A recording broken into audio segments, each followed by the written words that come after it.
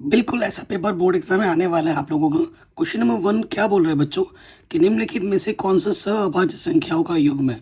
तो सहअभाज्य क्या होता है बच्चों, अगर आपके पास दो संख्या हैं ए और बी और अगर आप उनका एचसीएफ निकाल दो और वो आ जाता है 1 तो उसे कहा जाता है कि वो संख्या सहअभाज्य है। ठीक है, तो देखो अगर 18 को मैं लिख सकता हूँ 2 × 18 यानी 9 को लिखा जा सकता है 2 × 3 की घात 2 और 25 को मैं लिख सकता हूँ किस प्रकार से, 25 को लिख सकता हूँ मैं 5 की घात 2। तो इसमें कोई भी संख्या ऐसी नहीं है जो दोनों में उभयनिष्ठ हो, है नहीं है। तो इसका एचसीएफ क्या आ जाएगा 18 और 25 का, तो इसका एचसीएफ आ जाएगा 1, यानी कि ये जो है 18 और 25 ये सहअभाज्य संख्याओं का युग्म है। ठीक है, कह रहे द्विघात समीकरण के मूलों का योगफल क्या होगा। मूलों का योगफल, कई बच्चे को सोच रहे हैं कि हमारा मूलों का योगफल गुणनफल वाले प्रश्न नहीं आएंगे। बेटा गलत हो, आएंगे ज़रूर, तैयारी करके रखना। ठीक है, तो मूलों का योगफल का सूत्र होता है अल्फा प्लस बीटा बराबर होता है माइनस के बी अपॉन है। बी क्या होता है एक्स का गुणज, तो एक्स का गुणज क्या है -4। ए क्या होता है एक्स स्क्वायर का गुणज 3, तो ये आ जाएगा 4/3। ऑप्शन नंबर बी सही हो जाएगा। अगर आपको इसका पीडीएफ चाहिए विद सोल्यूशन तो आप मुझे मेरे व्हाट्सएप पर मैसेज करना, वो भी आपको मिल जाएगा। कहते समरूप त्रिभुजों की विशेषता क्या होती है, उनकी संगत भुजें समानुपातिक होती हैं, संगत कोण बराबर होते हैं, इनमें से दोनों। तो ऑप्शन नंबर सी सही हो जाएगी, ये दोनों सही होते हैं। अगला प्रश्न है, इसका मान आपको ज्ञात करना है। cos 60 का मान क्या होता है बच्चों, cos 60 का मान होता है 1/2, cos 30 का मान होता है √3/2, sin 60 का मान √3/2 और sin 30 का मान 1/2। तो √3 1 का मान √3 2 दूनी 4, √3 1 का मान √3 2 दूनी 4, सेम टू सेम कट के 0 आ गया, ये आंसर सही हो जाएगा। कह रहे हैं निम्न में से कौन सी केंद्रीय प्रवृत्ति की माप नहीं है। तो मानक विचलन केंद्रीय प्रवृत्ति की माप नहीं होती है, माध्य होता है, भौगोलिक होता है, माध्यिका होती है। कह रहे हैं दो बिंदुओं के निर्देशांक 8,0 है, इनसे बने रेखाखंड के मध्य बिंदु क्या होंगे। दो बिंदु निर्देशांक है ना, पहले एक ही दे रखा है दूसरा नहीं दे रखा है। तो मध्य बिंदु आप जानते हैं, अगर आपको दो बिंदु दे रखा होता है तो क्या करते हैं x1 + x2/2 वो x का सूत्र होता है और y के लिए होता है y1 + y2/2। ये सूत्र लगा दोगे आपको आपका आंसर मिल जाएगा। ठीक है, अगले प्रश्न में आ जाइए। कह रहे आपके पास दो संख्या हैं p और q जो कि इस रूप में दे रखी है, a और b अभाज्य संख्या है, तो इनका एलसीएम क्या होगा। p आपका है ab², q आपका है 1/3b। तो एलसीएम निकालना है, जो दोनों में है उसकी अधिकतम घात लो, a की अधिकतम घात 3 b की अधिकतम घात 2, आंसर आ जाएगा 1/3b²। ये ऑप्शन नंबर तीसरा सही हो जाएगा। कह रहे हैं द्विघात समीकरण के मूल समान है तो k का मान क्या होगा। अगर मूल समान होता है तो d का मान 0 होता है, यानी कि b² बराबर होता है 4ac के। तो बच्चों b क्या होता है x का गुणज -6। देखो a के स्थान पर 3 है, b के स्थान पर -6 है और c के स्थान पर k है। तो b² 4, a का मान कितना 3, c का मान k है। 6 × 36 4 × 12, 12 गुणे में इधर के बट्टे में आ जाएगा 12 × 36। तो k का मान कितना आ गया बच्चों 3, तो k का मान होगा 3, है ना। हर एक चीज़ में कॉन्सेप्ट के साथ बताऊंगा। अगले वाले प्रश्न में आ जाओ। कह रहे हैं त्रिभुज AHK और ये ABC समरूप है। अगर ये दो त्रिभुज समरूप है तो उनके संगत भुजा का अनुपात बराबर होता है। ठीक है, तो यहाँ से हो जाएगा AK बट्टे में BC। ठीक है, हमें क्या निकालना है AH, यहाँ से हो जाएगा AK ले लिया, AK बट्टे AC, फिर हमें चाहिए AC। देखो AK बट्टे में क्या आ जाएगा AC। ठीक है, और यहाँ से BC दे रखा है तो यहाँ से HK बट्टे में BC। AK क्या दे रखा है 10, AC हमें ज्ञात करना है, और फिर HK क्या दे रखा है 7 और BC दे रखा है 3.5। 3.5 दूनी 7 है ना, तो 2 × 1 = 2, 2 × 5 = 10, AC 1 कम AC और यहाँ से 1 × 5 = 5, तो AC का मान आ जाएगा 5 सेंटीमीटर। Option number D. आगे बढ़ो। कह रहे हैं वृत्ताकार वलय का क्षेत्रफल ज्ञात करो जिसकी बाह्य और आंतरिक त्रिज्या इतनी है। वलय का क्षेत्रफल निकालना वृत्ताकार, तो क्या होगा बड़े वाले वृत्त के क्षेत्रफल में से छोटे वाले वृत्त का क्षेत्रफल घटा देना। ये वलय रिंग होती है इस टाइप की, तो बड़े वाले वृत्त में से जब छोटा वाला वृत्त घटा दोगे तो ये वलय आपको मिल जाएगा। पाई उभयनिष्ठ ले लो, r² - r² आ जाएगा, पाई का मान 22/7, और ये क्या होता है a² - b², ए प्लस बी ए माइनस बी। तो 22/7, आर का मान क्या है 14 कैपिटल, छोटे वाले आर का मान 7, 14 माइनस 7, तो 14 में 7 घटाओगे 7 बचेगा, 7 से 7 कैंसिल, 22, 14 और 7 क्या होता है 21, 21 दूनी 42, हासिल लगा 4, 21 दूनी 42 और 4 46, 462 सेंटीमीटर स्क्वायर। ऑप्शन नंबर ये 462 सही हो जाएगा। अगले प्रश्न में आ जाते हैं, कह रहे हैं 1 से 15 तक की सम संख्याओं का माध्य समांतर माध्य क्या होगा। समांतर माध्य क्या होता है, जोड़ दीजिए, 1 + 2 + 3 + 4 6 + 7 + 8 + 9 10 11 12 13 14 15 तक है। बट्टे में कितना आ जाएगा 15 आ जाएगा। तो इसको हल करके बताइए, ऊपर सबको जोड़ के 15 से भाग दोगे कितना आंसर आएगा बच्चों, मुझे कमेंट करके बताना कि इनमें से कितना आंसर आएगा, ज़रा कमेंट करके बताइए।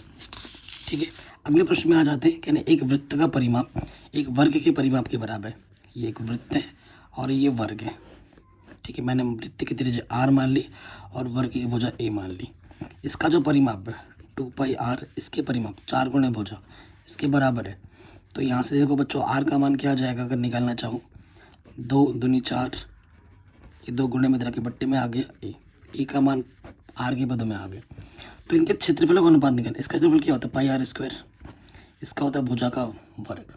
अनुपात का मतलब बट्टे में a का मान रख दीजिए, a का मान है ये चीज़, स्क्वायर कर दिया, ऊपर आ गया πr², यह आ जाएगा π² r² 4, बट्टे के 4 गुणे में आ जाएगा r² से r² कैंसिल, पाई से एक पाई कैंसिल, तो ऊपर आ गया 4 × 4, नीचे बचा पाई का मान रख दिया 22/7, बट्टे के साथ भी ऊपर आ जाएगा गुणे में, तो 2 दूनी 4, 2 एकम 2 एकम, 7 दूनी 14, बट्टे 11, तो आंसर आ जाएगा 14:11, 14:11। ऑप्शन नंबर बी बिल्कुल सही हो जाएगा।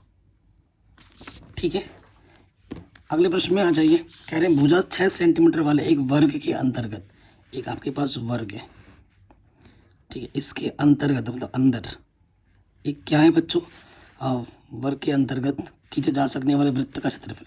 तो ये 6 सेंटीमीटर दे रखा है, तो ये भी तो 6 होगा, व्यास भी क्या हो जाएगा 6 सेंटीमीटर, तो वृत्त की त्रिज्या कितनी हो जाएगी 3 सेंटीमीटर। हमें क्या निकालना, क्षेत्रफल, तो πr² होता है, पाई का मान रखो 22/7, ठीक है ना, और त्रिज्या का मान है 3 का स्क्वायर। तो यहाँ पर ना पाई मिसिंग है, पाई का मान नहीं रखना है, तो पाई का मान नहीं रखना है, 3 × 9, आंसर आ जाएगा 9 पाई सेंटीमीटर स्क्वायर। ऑप्शन नंबर ये। ठीक है, अगले प्रश्न में आ जाओ, एक 40 सेंटीमीटर ऊंचे शंकु के छिन्नक के वृत्ताकार सिरों की त्रिज्या है इतनी और इतनी है, शंकु के छिन्नक की तिरछी ऊंचाई क्या होगी। ये छिन्नक है आपके पास, ठीक है, 2 त्रिज्याएं दे रखी है, ऊंचाई इसकी आपको क्या दे रखी है 40 सेंटीमीटर, ठीक है, और जो त्रिज्या दे रखी बड़ी वाली त्रिज्या वो आपको दे रखी है 38 और छोटी वाली त्रिज्या दे रखी है 8। ठीक है, अब त्रिज्या को चाहिए एल निकालनी है, सूत्र क्या होता है √h², बड़े वाले में से छोटा वाला r घटा के उसका वर्ग कर दो। h कितना है हमारे पास, h हमारे पास है 38, सॉरी h हमारे पास 40 और बड़ी वाली त्रिज्या आपके पास है 38, छोटी वाली है 8 स्क्वायर, तो ये 40 का वर्ग और ये हो जाएगा 30 का वर्ग, 4 चक्कू 16, 00, 3 3 या 9, ये हो जाएगा 2500, 2500 का वर्गमूल 25 का वर्गमूल 5, पीछे से 2 0 से 1 0 आ जाएगा, आंसर आ जाएगा 50 centimetre, 50 centimetre. Option number A पहला सही हो जाएगा। आगे बढ़ते हैं, कह रहे हैं एक किनारे पर नुकीली बनाई जाएगी एक बेलनाकार पेंसिल, क्या होती है, नुकीली पेंसिल को छील लिया गया है, ठीक है, तो ये पेंसिल है, इसको छीलोगे तो ऊपर ऐसी आ जाती है ना, किस तरीके का आकार की होती है, ऊपर से शंकु है नीचे से बेलन, शंकु और एक बेलन की आकृति होती है। वर्गीकृत आंकड़ों का माध्य ज्ञात करने के लिए ये सूत्र होता है, तो डी आई इसमें क्या होता है, तो डी होता है वो होता है x - के a, वर्गों की निम्न सीमाएं, वर्गों की उपनी सीमाएं, वर्गों के मध्य बिंदु, वर्ग चिन्हों की बारंबारता है। डी आपका x - a होता है, तो वर्गों के मध्य बिंदु लिए होते हैं ये। आगे बढ़ जाते हैं, 1 से 15 तक के समांतर माध्य, ये क्वेश्चन रिपीट हो गया, देखो साइन ए का मान ये दे रखा है, तो टेन ए का मान क्या होगा? देखो साइन बराबर क्या होता है बच्चों, साइन बराबर दे रखा है 4/5 में, ये भी ए में ये भी ए, तो कोई दिक्कत वाली बात नहीं चित्र का। साइन बराबर होता है लंब बट्टे कर्ण, तो लंब आपके पास 4 है, कर्ण आपके पास 5 है, तो आधार क्या होगा, कैसे निकलेगा? कर्ण के वर्ग में से इसका वर्ग घटा दोगे, 16 डायरेक्ट कर दिया मैंने। कर्ण के वर्ग में से इसका वर्ग घटा दे, लंब का वर्ग, तो ये आ गया 9, 9 का वर्गमूल आ जाएगा 3। आधार आपका कितना आ गया? 3 सेंटीमीटर बोल लो। ठीक है, तो आपको क्या निकलना? 10। 10 क्या होता है? लंब बट्टे आधार। ठीक है, लंब का मान है बच्चों कितना? 4, और आधार का मान है 3, तो आंसर आ जाएगा 4/3, ऑप्शन नंबर सी। ठीक है, आपको सूत्र पता होगा, या लाला आम लाया कच्चा कच्चा आम। यहाँ से साइन कॉस 10, नीचे से कॉसेक सेक कॉट होता है बच्चों, है कि नहीं? लंब बट्टे कर्ण, आधार बट्टे कर्ण, लंब बट्टे आधार, नीचे से लोगे कर्ण बट्टे लंब, कर्ण बट्टे आधार, आधार बट्टे लंब। ठीक है, ये क्वेश्चन आ गया। अगले प्रश्न में आ जाओ। कह रहे इसका मान क्या होगा? देखते ही टिक लगा दिया, 1 होगा। क्यों? क्योंकि ये 10 है, ये 10 है, गुणे में दोनों को जोड़ने पे 90 आ रहा है ना, यानी कि इसका मान 1 होगा। यहाँ पर इससे 88 आएगा, तो 1 गुणा 1 चलता रहेगा 45 बार, तो 1 को कितनी ही बार गुणा करो 1 ही आता है। इसका हल क्या होगा ये आपको बताना है। समीकरण x² बराबर 11x माइनस, देखो माइनस के 11x प्लस के इधर के माइनस का हो जाएगा, और ये 28 गुणा करने पे 28 है, जोड़ने पे 11, 7 चौके 28, 7 और 11। ठीक है, ये 2 गुणनखंड आ गए, यहाँ से जोड़ा, यहाँ से जोड़ा, इस जोड़े से x उभयनिष्ठ 7 बचा, इस जोड़े से 4 उभयनिष्ठ, x बचेगा 4 7 28, जो 2 बार है उसे हम 1 बार लिखेंगे। ठीक है, ये कॉमा कॉमा है, ठीक है, ये ध्यान रखिएगा। और ये, और जो उभयनिष्ठ निकाला उसके दूसरे वाले ब्रैकेट में, अगर इसको मान इसके मान को आप 0 मानोगे तो माइनस का 7 इधर के क्या हो जाएगा बच्चों? प्लस का 7। इसके मान को 0 मानोगे तो माइनस का 4 इधर के क्या हो जाएगा? प्लस। तो x का मान 7 और 4 होगा, प्लस के 7 और 4, ऑप्शन नंबर पहला बिल्कुल सही हो जाएगा। ठीक है, मैं जल्दी जल्दी कर रहा हूँ। ठीक है, 10 मिनट के अंदर 20 बहुविकल्प हो गए, ख़त्म। आपको भी इसे रफ्तार से करना है एग्जाम में। कह रहे सिद्ध कीजिए √3 एक परिमेय संख्या है। ये हर साल आ जाता है ऐसा क्वेश्चन, तो हम क्या करते हैं? माना √3 एक परिमेय संख्या है। ठीक है, परिमेय संख्या है। अगर कोई भी परिमेय संख्या होता है तो उसे हम p/q के रूप में लिख सकते हैं, जहाँ पर p और q क्या होते हैं? पूर्णांक होते हैं। और क्या होता है कि q का मान 0 नहीं होता, और HCF क्या होता है? p और q का 1। ये बहुत ज़रूरी है। अगर कोई भी परिमेय संख्या है तो इन चीज़ों को तो संतुष्ट करेगा ही करेगा, अगर नहीं करता है तो वो परिमेय ही नहीं है। अब क्या करना है? इसके बट्टे में 1 ले लो, तिरछे गुणा करोगे, p1 कम p √3q। ठीक है, वर्क कर देंगे, वर्क करने पर वर्क करेंगे तो p का वर्ग p² √3 का 3, और यहाँ से q²। देखो ये गुणज कितना है? 3 है, तो यहाँ लिखेंगे चूँकि p² 3 से विभाजित है, इसलिए p भी 3 से विभाजित होगा। ये लिखा जाता है ना। अगर 9 3 से कटता है तो उसका जो वर्गमूल 3 है, 3 भी 3 से कटेगा। ये हो गया। पुनः नेक्स्ट स्टेप में क्या करना होता है? पुनः माना p बराबर, यहाँ पर 3 है ना, तो 3r मान लोगे। समीकरण नंबर 2, फिर से वही काम करना है, वर्ग करने पर। वर्ग कर दोगे तो इधर हो जाएगा p², 3 का वर्ग 9 r²। p² का मान उठा के रख दो यहाँ पर। p का मान क्या है? 3q², 3 3 9, तो q² क्या आ गया? 3r²। तो फिर से गुणज कितना है? 3 है, लिखेंगे चूँकि q² 3 से विभाजित है, इसलिए q भी 3 से विभाजित होगा। ठीक है, ये लिख दिया आपने। अब देखो बच्चों, p भी 3 से कट रहा है, q भी 3 से कट रहा है, तो HCF क्या हो जाएगा? 1, चूँकि पी व क्यू दोनों 3 से विभाजित हैं, इसलिए जो HCF होगा P और Q का वो क्या होगा 3 होगा, जो कि 1 के बराबर नहीं है। ठीक है ना, हमें 1 चाहिए था, यही तो मेन चीज़ थी। और अब अगर परिमेय संख्या है तो इसे 1 आना चाहिए था, यहाँ तो 3 आ रहा है, अतः ये हमारी अवधारणा के विपरीत है। अतः हमारी अवधारणा के विपरीत है। अगर अवधारणा के विपरीत है इसलिए √3 एक अपरिमेय संख्या है।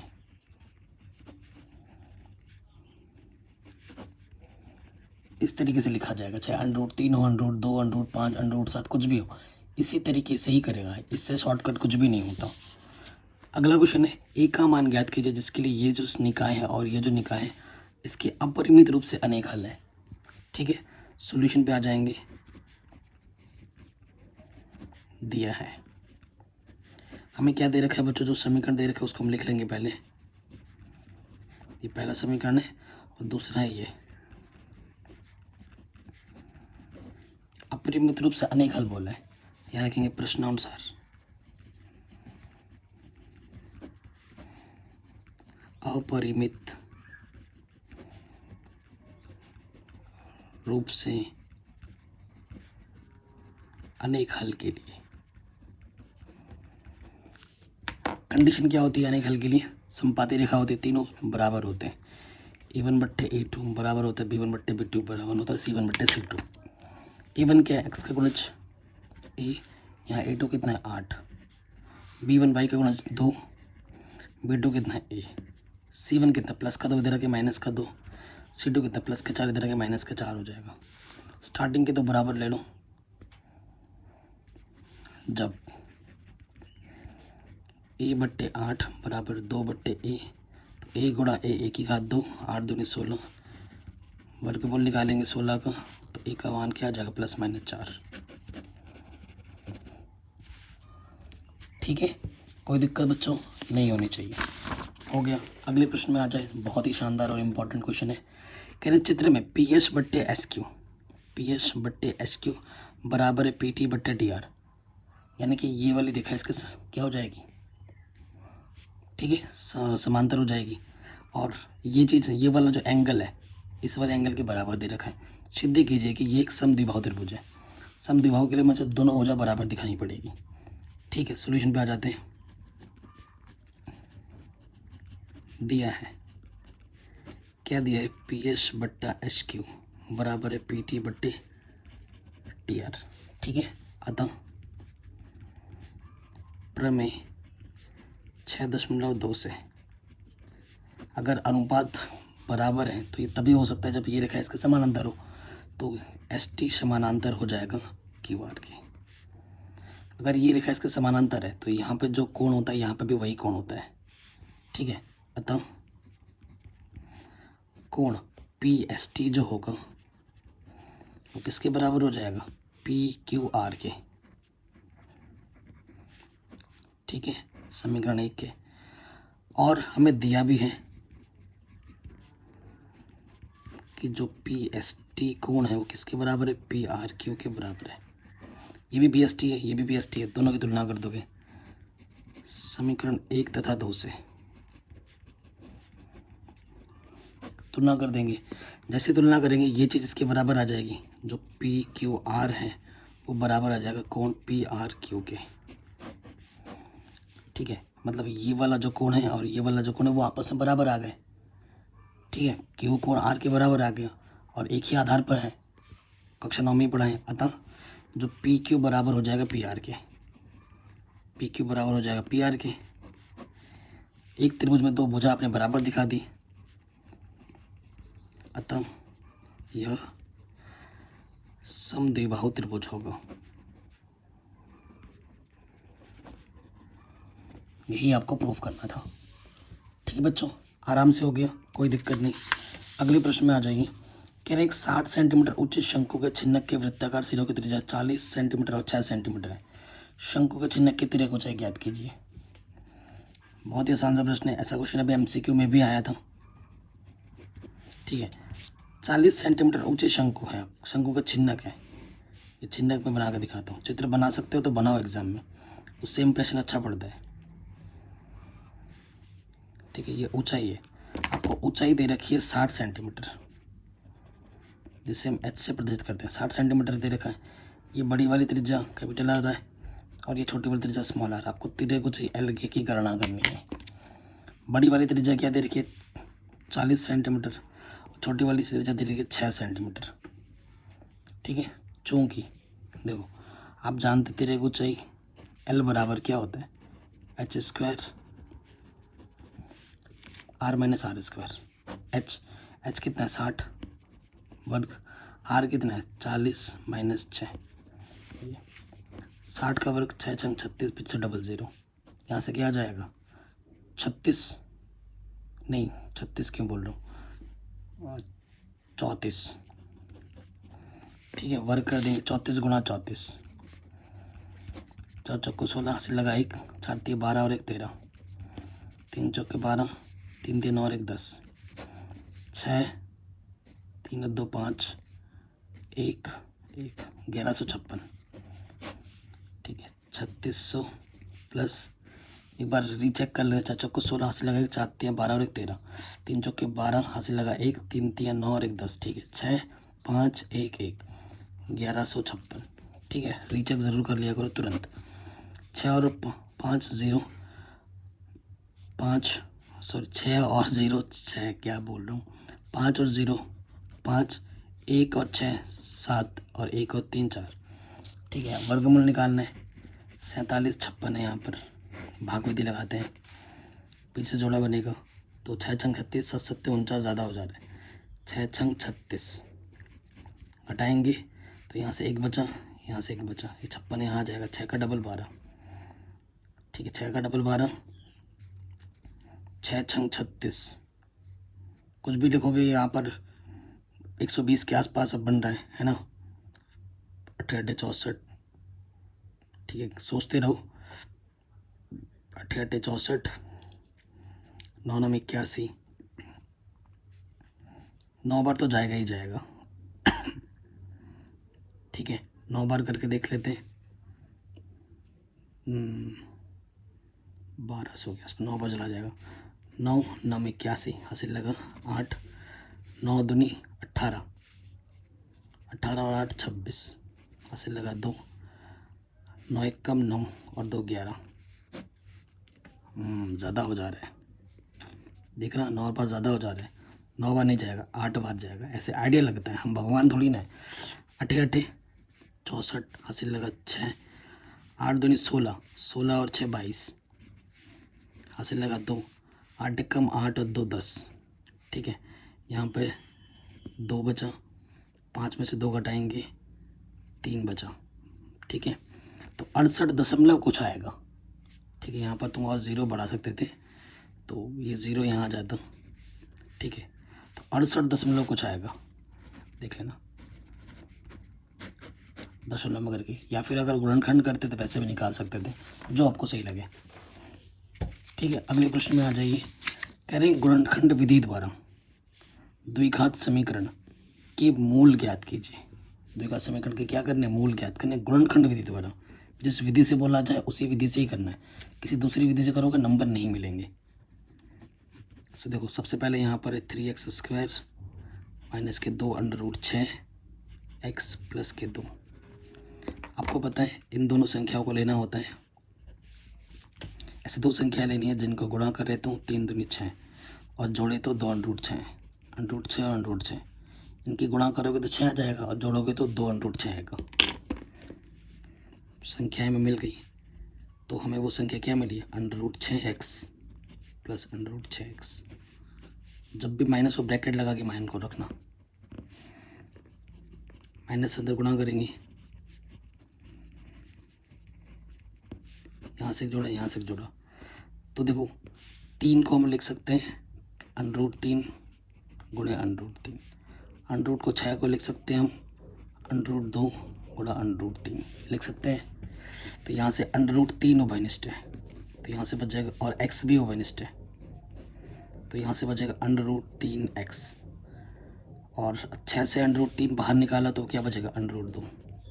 एक्स ऑलरेडी बाहर है, यहाँ से क्या आ जाएगा √2 बाहर आएगा, यहाँ से √3 एक्स बाहर नेगेटिव चिन्ह बदल जाएगा। 2 को मैं लिख सकता हूँ √2 गुणा √2, √2 बाहर है तो √2 बच जाएगा। जो 2 बाहर है उसे हम एक बार लिखते हैं और जो ब्रैकेट में है उसको दूसरे वाले, है ना। जो ब्रैकेट में बाहर निकाला है, जो बनिश निकाला है उसको दूसरे वाले ब्रैकेट में लगाते हैं। दोनों सेम टू सेम है।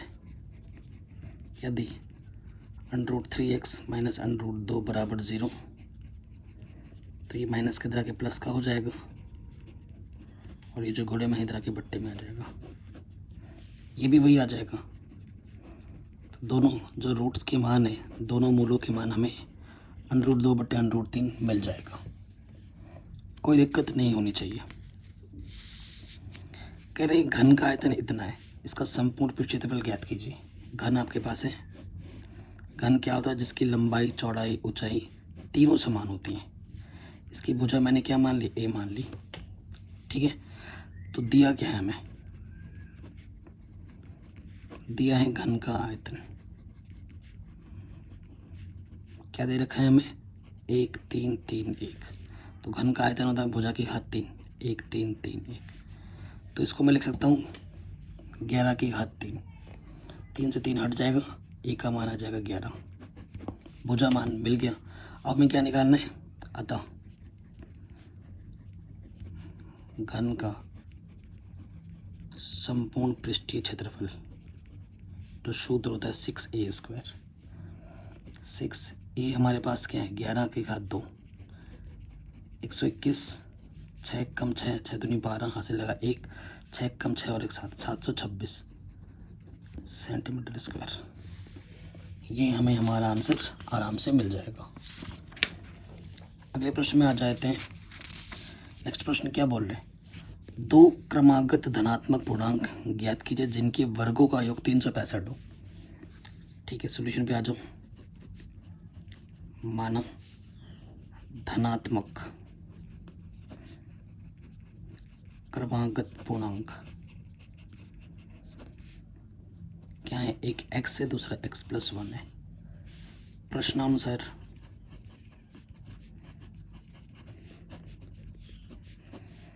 प्रश्न में क्या है? हमें क्या बोला गया है कि इनके वर्गों का योगफल, इनके वर्गों का योगफल 365 है। ठीक है जी, खोल दीजिए। a + b का होल स्क्वायर, a का वर्ग, 1 का वर्ग 1 ही होता है, b का वर्ग प्लस 2ab, x और x 2x² plus 1 plus square 2x, 365 इधर आके माइनस का हो जाएगा। यहाँ से बचेगा 364, इसमें प्लस का 1 घटा देंगे। 2 से दोनों तरफ भाग कर दो, छोटा हो जाएगा थोड़ा। x² x 2 1 कम 2, 2 8 16, 2 दूनी 4। तो ये द्विघात समीकरण आपको मिल गया। ठीक है, इसको आपको हल करना है। इसका गुणज कुछ नहीं तो 1 है। ऐसी 2 संख्या लेनी है जिनका गुणा करें तो 182 आए और घटाए तो x का गुणज 1 आए। 14 और 13, 14 और 13 का गुणा करोगे 182 आएगा। 14 में से 13 घटाओगे 1 आ जाएगा।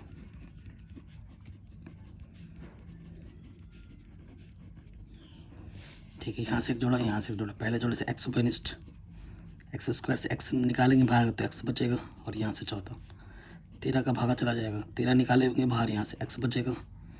अंदर नेगेटिव है तो अंदर का चिन्ह बदल जाएगा।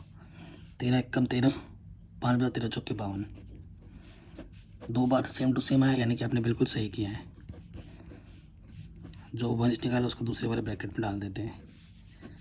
0 मान निकालो। यदि x + 14 बराबर 0 तो क्या होगा? प्लस का 14 इधर के माइनस का 14 हो जाएगा, जो कि असंभव है।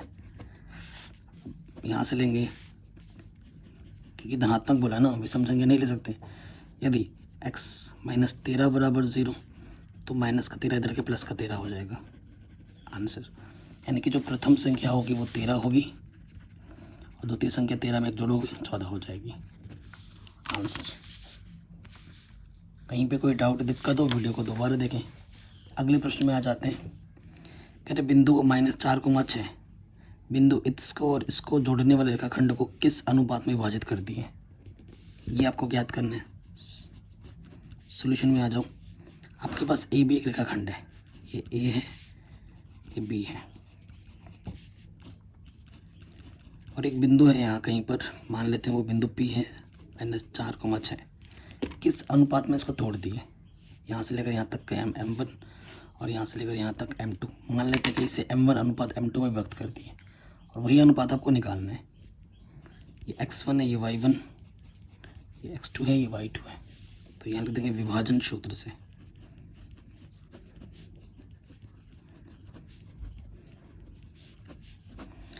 विभाजन सूत्र से क्या हो जाएगा कि x बराबर क्या होता है, M1 x2 M2 x1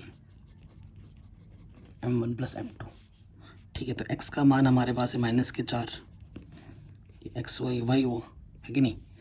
M1 पता नहीं, x2 का मान है 3, M2 पता नहीं, x का मान -6, M1 + M2। इसके बट्टे में कुछ नहीं तो एक ले लेते, अच्छी गुणा करेंगे। एक से किसी भी संख्या गुणा करते वही रहता है, -3M1 माइनस नहीं है प्लस है, और -6M2।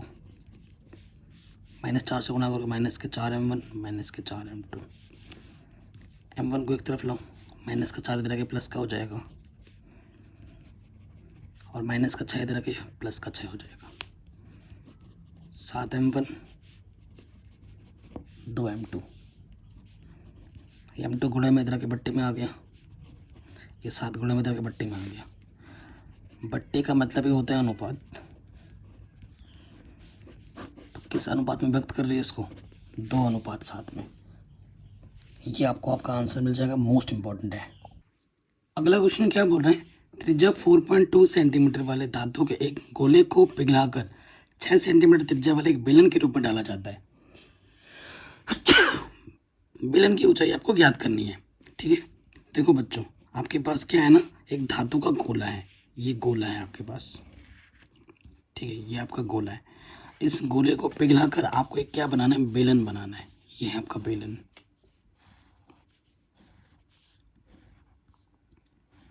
हमसे क्या बोला गया कि जो त्रिज्या है, ठीक है, त्रिज्या जो है किसकी, इसकी जो त्रिज्या है वो स्मॉल r मान लो, जो कि आपको दे रखा है 4.2 सेंटीमीटर गोले की त्रिज्या। ये गोला है और ये आपका बेलन है। त्रिज्या 6 सेंटीमीटर, इसकी त्रिज्या को कैपिटल R दर्शा लो, और ये R हमें दे रखा है 6 सेंटीमीटर वाला एक बेलन बनाना। इसकी ऊंचाई कितनी होगी, मैं मान लेता हूँ कि इसकी ऊंचाई h होगी। ठीक है, तो यहाँ लिखेंगे दिया है। आपको क्या दे रखा है, गोले की त्रिज्या दे रखी है स्मॉल r, ये आपको दे रखा है 4.2 सेंटीमीटर। ठीक है, और आपको क्या दे रखा है, बेलन की त्रिज्या कैपिटल R मानते हैं, ये हमें दे रखा है 6 सेंटीमीटर, और हमने माना बेलन की ऊंचाई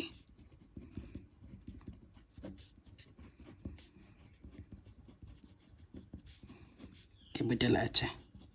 ठीक है, तो गोले को पिघलाकर बेलन बनाया जाता है। जो गोले का आयतन होगा वही बेलन का आयतन होगा।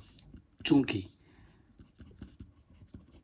गोले का आयतन किसके बराबर होगा, बेलन का आयतन।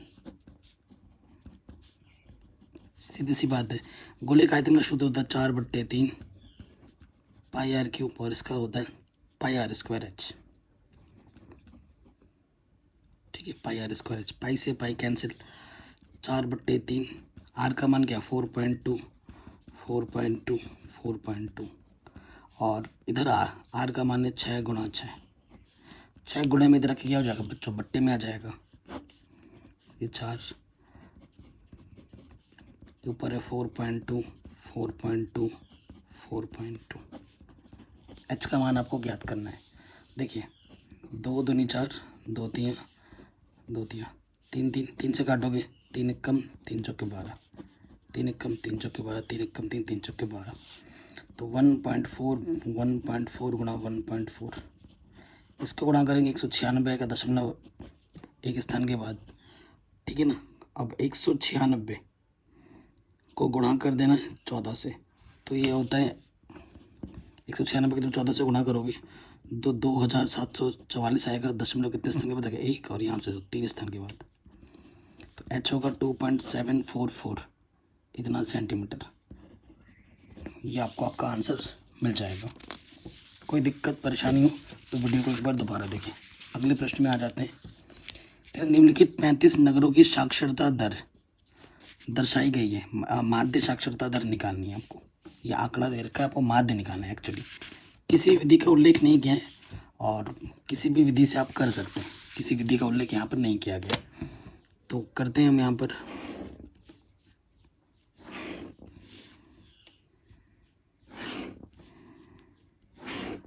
तो माध्य निकालने का सबसे आसान जो मेथड होता है वो होता है कौन सा विधि? वो होता है प्रत्यक्ष विधि। आपको वर्ग अंतराल बारंबारता दे रखी है, ठीक है। तो यहाँ पर हम लिखेंगे वर्ग अंतराल, यहाँ लिखेंगे नगरों की संख्या यानी कि बारंबारता दे रखी है, यहाँ पर वर्ग चिन्ह आ जाएगा, ठीक है। पहले जो दे रखा है उसको लिख लेते हैं। क्या दे रखा है? वर्ग अंतराल हमें 45 से 55, फिर 55 से 65, फिर 65 से 75, 75 से 85, और फिर 85 से 95। यह 3, 10, 11, 8, 3। देखो वर्ग अंतराल मस्त दे रखा है, जहाँ पे ख़त्म हो रहा है वहीं शुरू हो रहा है, यानी कि समय अंतर समान है। एक्स कैसे निकालते हैं? वर्ग चिन्ह इन दोनों को जोड़ोगे, आधा कर दोगे, 50 और 50 100 हो जाएगा। 45 और 55 100, 100 का आधा 50। सब में कितने का? 10 का अंतर है, 10 जोड़ते हो 60, 70, 80, 90, 5 तिया 15। fx निकालना, प्रत्यक्ष विधि लगा रहे हैं हम। 150 हो जाएगा। 6 कम 6, पीछे से 2 0, 11 7 77, पीछे से 0, 8 9 72, 0, 9 3 27, 0। जोड़ेंगे, ये आ जाएगा 0। 5 और 7 12, 12 और 2 14, 14 और 7 कितना हो जाएगा बच्चों? 21। हासिल लगा 2। ये 7 7 7 14, 7 21, 21 और 2 23, और 23 और 2 25। ठीक है, जोड़ देख लेना एक बार। फिर सिग्मा मैप पे आ जाते हैं। यहाँ से आ जाएगा, देखो बच्चों, 11 और 8 19 और 3 22, 32 और 3 35। ये हमारा क्या है बच्चों? Sigma F. और ये हमारा क्या है? Sigma F x. माध्य निकालेंगे, कल्पित माध्य विधि हमने लगाई है, जिसका सूत्र होता है बच्चों सिग्मा एफ एक्स बट्टे सिग्मा एफ। तो एफ एक्स का मान क्या है? 2510 बट्टे सिग्मा एफ का मान है 35। 5 से भाग दो, 5 7 35, 5 5 25, 0 5 2 10। ठीक है, 7 से कटेगा नहीं, कितना आ गया? 502।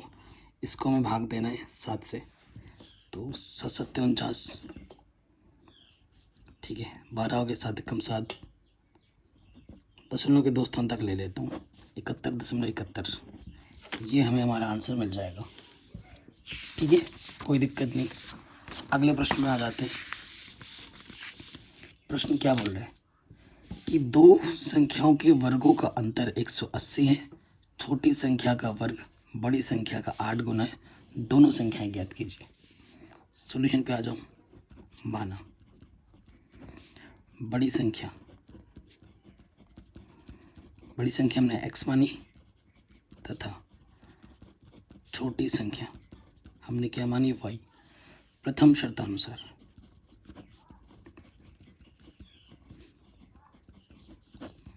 प्रथम शर्त में ये बोला गया कि वर्गों का जो अंतर है वो 180 है। कि बड़े वाले वर्ग में से छोटा वाला वर्ग घटा, अंतर मतलब घटाना, कितना आ जाएगा? 180। ठीक है, ये प्रथम शर्तानुसार।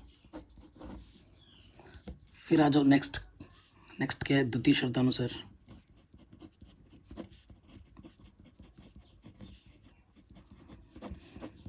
द्वितीय शर्त में क्या है बच्चों हमारे पास?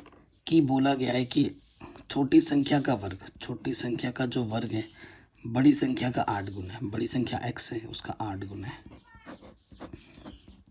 y² का मान समीकरण 1 में रख देंगे। वाई स्क्वायर का मान समीकरण 1 में रखने पर, ठीक है, यहाँ रख देंगे तो क्या हो जाएगा, एक्स स्क्वायर माइनस के 8x, और ये प्लस के इधर आके माइनस का हो जाएगा, तो ये द्विघात समीकरण बन गया। ऐसी दो संख्या लेनी जिसको गुणा करने पे 180 है और घटाने पे 8, 18 दाई 180, 18 में से 10 घटाओगे 8 आ जाएगा, 18 माइनस के 10। जब भी माइनस हो ब्रैकेट लगा के मान रखना, माइनस माइनस प्लस, यहाँ से जोड़ा यहाँ से जोड़ा, इस जोड़े से एक्स उभयनिष्ठ, एक्स बचा, एक्स बाहर आ गया 18, 10 उभयनिष्ठ, एक्स बचा 10 एक कम 10, 8 बचा 80 आ गया, 10 8 80, ये 2 को 12 है, यानी कि आपने इस बिल्कुल सही काम किया है। जो 2 बार है उसे हम एक बार लिखते हैं, और जो उभयनिष्ठ निकाला उसको दूसरे वाले ब्रैकेट में डाल देते हैं, ठीक है ना। इसको 0 मानोगे, यदि x + 10 बराबर 0 तो प्लस का 10 इधर आके माइनस का 10 हो जाएगा, जो कि असंभव है। आप बोलोगे सर असंभव कैसे बता रहे हो आप, क्योंकि देखो बच्चों यहाँ पर जब x का मान आप रखोगे तो वर्गमूल निकालना पड़ेगा, और वर्गमूल अंडररूट में आ जाता है तो उसका वास्तविक मान नहीं निकल पाता, ठीक है, इसलिए अमान्य हो जाएगा। दूसरा वाला लेंगे, यदि x - 18 बराबर 0 तो माइनस का 18 आ जाएगा, प्लस का 18, ठीक है, प्लस का 18 आ गया, तो बड़ी संख्या जो आपकी आ जाएगी 18 आ जाएगी। अब आपको छोटी संख्या निकालनी है, 8x है, x का मान है 18, तो 8 को लिख सकता हूँ 2 गुणा 4, और 18 को लिख सकता हूँ 2 9 18, 2 का जोड़ा बना, वर्गमूल निकालना है, जो जोड़ा बना 1 आ जाएगा, 4 का वर्गमूल 2, 9 का वर्गमूल 3, 4 3 12, तो छोटी संख्या कितनी हो जाएगी 12। ये हमें हमारा आंसर मिल जाएगा। अगले वाले प्रश्न पे आ जाऊँ। इसके जो बड़े वाले प्रश्न उत्तर है ना बच्चा, जो 6 नंबर में है, उसको मैंने नेक्स्ट वीडियो में ऑलरेडी करा दिया है, और उसके लिंक्स में डाल दूंगा डिस्क्रिप्शन में, आप जाके देख लेना, ठीक है। कह रहे दी गई आकृति में छायांकित भाग का क्षेत्रफल ज्ञात करना है आपको, ठीक है, जहाँ पर ABCD भुजा 14 सेंटीमीटर का एक वर्ग है, 14 सेंटीमीटर का एक वर्ग है। देखो अगर ये वर्ग है यहाँ से लेकर यहाँ तक इसकी 14 है तो ये 7 हो जाएगा यहाँ से, और 7 इसकी क्या हो जाएगी, व्यास, तो त्रिज्या क्या हो जाएगी, चूंकि वर्ग की भुजा कितनी है बच्चों, 14 सेंटीमीटर, ठीक है ना, इसलिए वृत्त का व्यास क्या होगा, 14 का आधा होगा, यानी कि 7 सेंटीमीटर, इसलिए त्रिज्या क्या होगी वृत्त की, 7 की आधी, 7 व्यास है, इसका आधा हो जाएगा। छायांकित भाग का क्षेत्रफल काला काला कैसे बचेगा, जब वर्ग के क्षेत्रफल में से 4 वृत्त का क्षेत्रफल घटा दोगे प्रश्नानुसार। क्या होगा बच्चों कि छायांकित भाग का क्षेत्रफल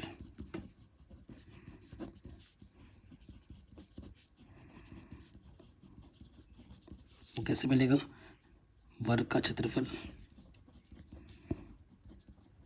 माइनस क्या करना होगा, 4 वृत्त का क्षेत्रफल। तो वर्ग का क्षेत्रफल क्या है, भुजा गुणे भुजा, और वृत्त का क्षेत्रफल था πr²।